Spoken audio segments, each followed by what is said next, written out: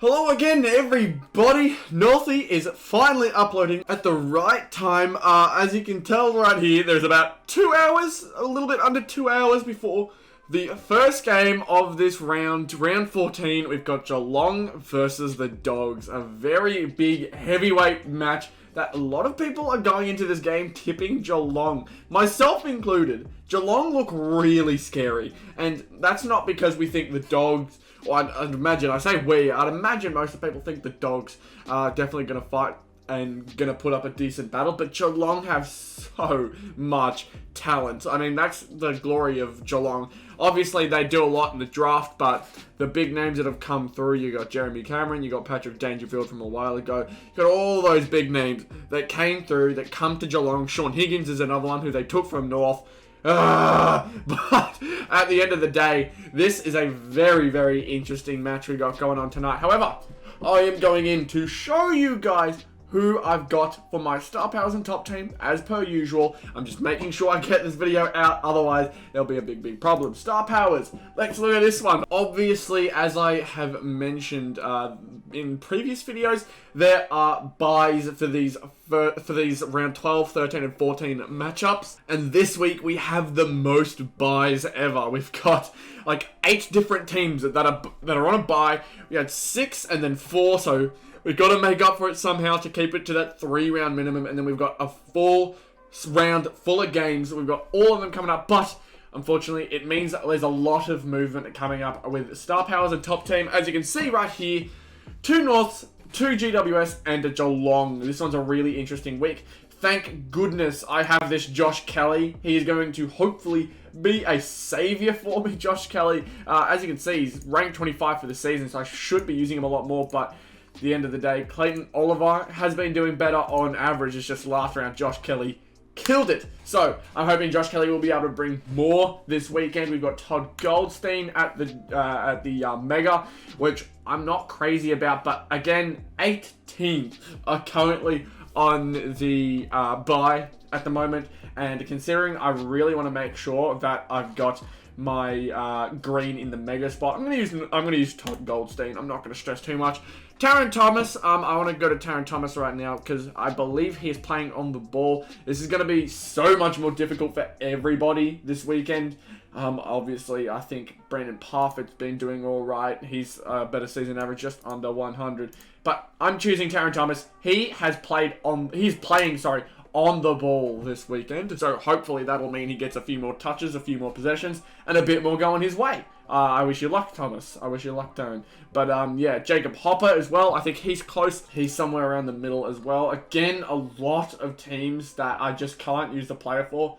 So I'm going to try my luck with Jacob Hopper. He's got a season average of 50. So I could only imagine he'd be doing all right at the very minimum. But we go to our legend, and we see right here, we have Joel Selwood ready to go. Scott Pendlebury won't be able to, isn't playing. Collingwood's on the bye. Sydney's on the bye. North isn't, but at the same time, I have a bit more faith that Selwood will be able to do a little bit more. Nothing against Zeeble. I love Zeeble, but I think Selwood will be able to do a bit more on the ball, and we'll get to see what he's like tonight. Because at the moment, none of my players are playing tonight except for Joel Selwood, and I'd like to know that at least some of the games I actually have an interest in. But we go over to our top team now. We've got our top 4 first. This top 4 is very, very interesting. Obviously, the Dogs are playing, so we get to see Jack McRae and Marcus Bontempelli in there. But Toby Nankervis is my ruck. Just have a look at the rucks I can't use. I can't use Sean Darcy. Fremantle's on bye. Same goes with Max Gawn in Melbourne. Nick Naitanui in West Coast. Todd Goldstein, you could say I could use him, but we go to season averages. You can see right here. Lyset, I think you can't play. Riley O'Brien, you can't play. West Coast, Nick Naitanui, you can't play. Nankervis is like one of the only ones who are consistently decent that are playing. So it's going to be very interesting to see how everyone chooses their rucks this weekend. But I've got McRae, Bontempelli, and Whitfield out there. I'm not too sure how it'll go, but I can only hope and pray things go well. We go to top 18. A lot of interesting changes coming into this round. I'm going to start with the backline. A lot of changes in the backline. A hell of a lot. Dyson Heppel is back. He is a regular, so I like having him in there. We've got Lockie Whitfield, who's also a regular. I think he was back last week. but he still is one of the regulars one of the rare regulars who are in this week. The other 4 are always interchangeable at the moment. Jack Lukosius is a big risk, but he is playing in a backline position, I believe, this weekend. I can't remember who against. I think it's against Brisbane. But Jack Lukosius does a lot, and when he's on, he is on. He is doing a lot, and just recently had a really big game. So I'm going to trust Lukosius to come out with something strong here this weekend. Jaden Short, the week I took him out, I think he had a big game. So I swear, if he does not play up to his standard this weekend, I'm not going to be happy. But I've got Daniel Rich and Bachar Hooley. I was not too sure who I was going to choose this weekend for my packman. Looking at all the players who aren't available, we go over here and we go to season averages. You can see Laird isn't playing, Mills isn't playing, Crisp isn't playing, Lloyd isn't playing, Doherty isn't playing.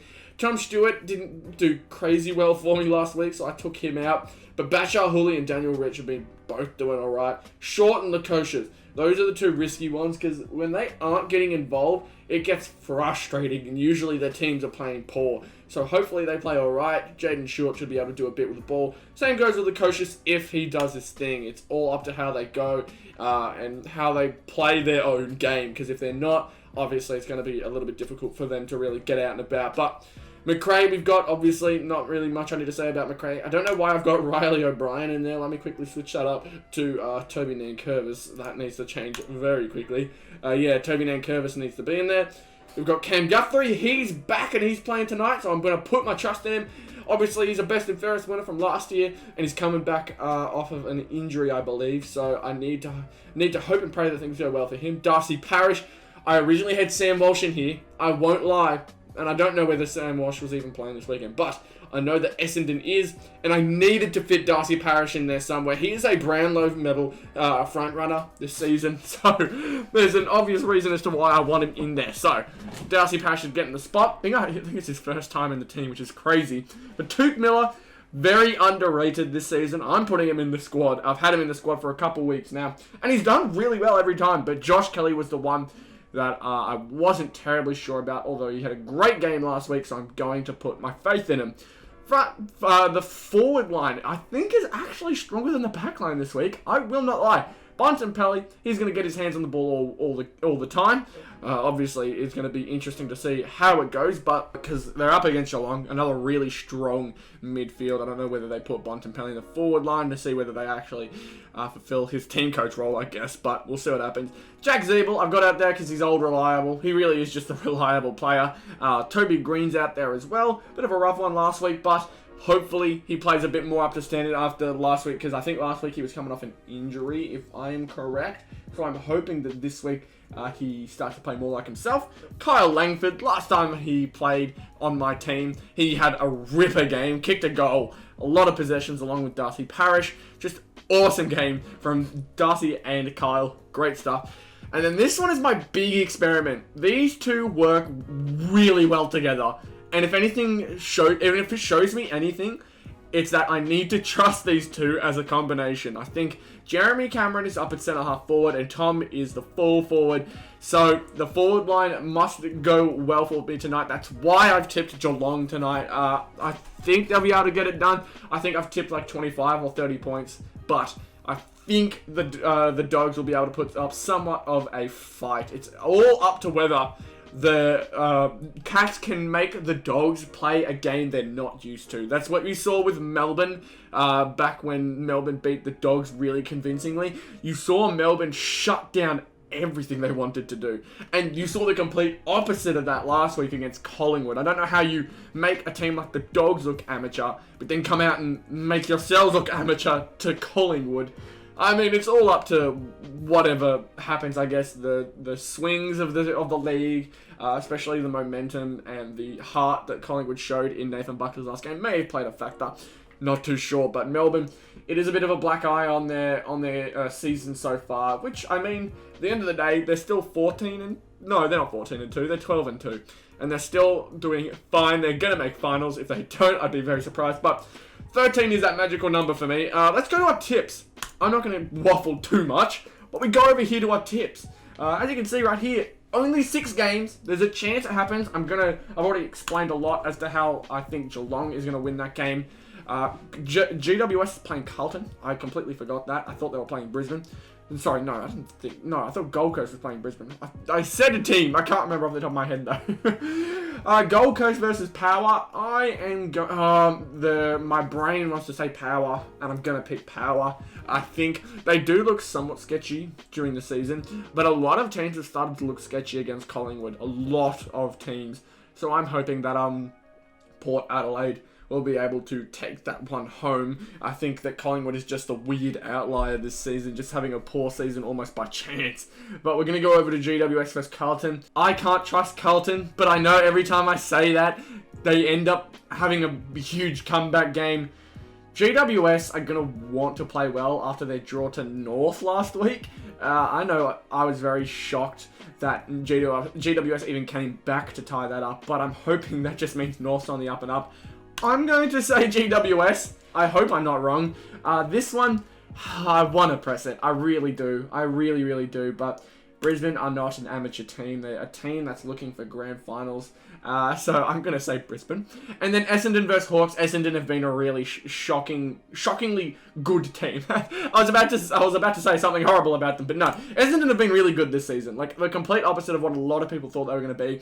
So good on Essendon. I'm going to tip them against Hawthorn. I believe I just need Hawthorn to lose as many games as possible right now. Their win against Sydney screwed North over in the wooden spoon race, so I need to hope that North Melbourne can somehow pull out a win against Brisbane, and then the Hawks lose to Essendon, and then it gets closer. I really wish, I cannot tell you how much I wish we beat GWS. The game was right there for us to win, and we somehow lose 2 points. We're now on 6. The next place has 12. We have to win 2 games. We have to. And we can't win by percentage anymore. It has to happen.